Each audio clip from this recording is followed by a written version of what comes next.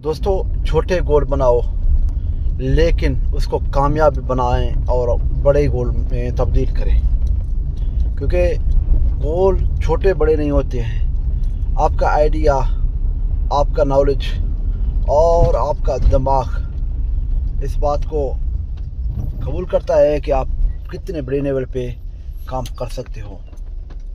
दोस्तों, यकीन माने, कामयाबी सिर्फ़ और सिर्फ आपकी अपनी ही है और आपके लोगों की है, लेकिन नाकामी आपको कहीं पे भी जीने नहीं देगा। दोस्तों, थैंक यू।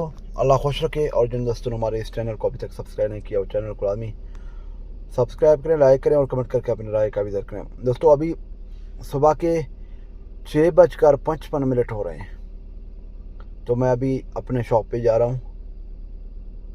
Thank you.